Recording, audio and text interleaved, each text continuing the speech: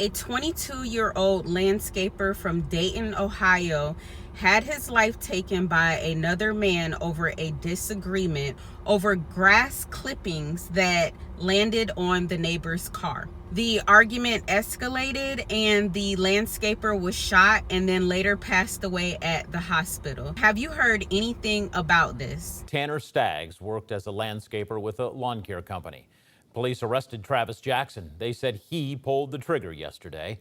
Just in the last hour, prosecutors filed charges against Jackson. He faces 2 counts of murder, 2 counts of felonious assault, and a weapons charge.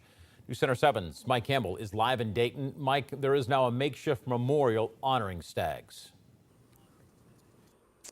Well, James, we told you yesterday that the landscaping crew was here working on a retaining wall, and today you can see a group of flowers placed here on that retaining wall in honor of the victim, 22-year-old Staggs. Now, what we do know today is a 911 caller said the victim was shot after a man living next door became angry when leaf blowers accidentally pushed debris near or onto his car. We got shots fired up. We got a guy down. Do you know where the shooter is? Yeah, he's right in front of the house. Dayton police and paramedics rushed to the scene while a dispatcher asked what led to the gunfire. It was an argument over grass clippings on a car. That caller told dispatchers the victim had been shot in the chest. Police said 22-year-old Tanner Staggs died at the hospital. His employer, Dunham's Lawn Care, shared this picture with us and wrote, "Tanner always had a positive attitude, was a good team player, got along well with others, and was patient and understanding, and a leader among our crew." In the street, he had a gun in his hand, and then I hear 2 shots. Gus Sinclair told me the man that shot Staggs was not in his yard when he opened fire. He had shot towards the house where the landscapers were on the sidewalk, and he was in the street. Dayton police said 36-year-old Travis Jackson walked back into his home after the shooting. The guy lost his life over nothing. Live here, a Dayton police report lists this car with incredibly light lawn debris on it as belonging to Jackson. I have not seen much coverage on this story at all. I have to say that I feel like if the roles were reversed, it would be all over the media getting attention. The media is actually very full of it.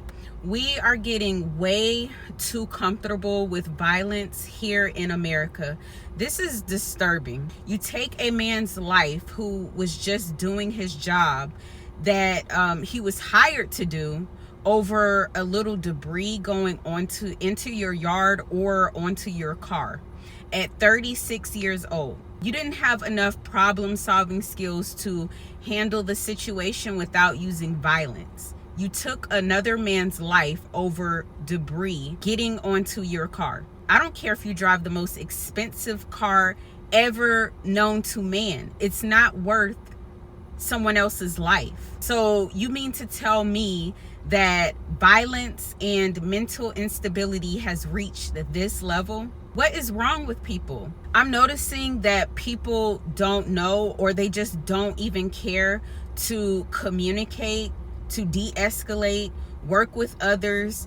They won't even give another person the benefit of the doubt and work together anymore. It's literally 0 to 100 in a matter of seconds.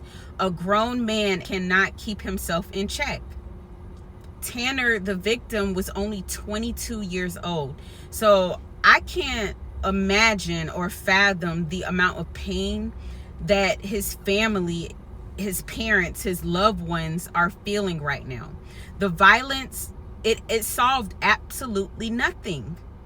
Life is not a video game. You can't take back what was done. And now you'll sit in prison and another man is gone forever. What causes this to be a person's first instinct? To physically harm another individual? I would not be able to sleep at night. My soul, my spirit, my heart would be aching, to say the least. This is such a huge issue because this is the climate in America right now. The majority of people are so full of anger, so full of hatred. At what point does it stop? This has to stop. I'm not naive in thinking that you know, we're gonna have world peace, everybody's always going to get along, there would never be any type of violence. But to me, it's out of control. It is out of control. This was such a tragic situation over a trivial dispute. Start giving these people life in prison with no possibility of parole. If the other person isn't here anymore because of your stupidity and lack of self-control, why on earth should you receive leniency and have a second chance at life? Let me know what you think about this situation in the comments. As always, thank you guys so much for the support. Please be safe out there, and I will see you in my next video.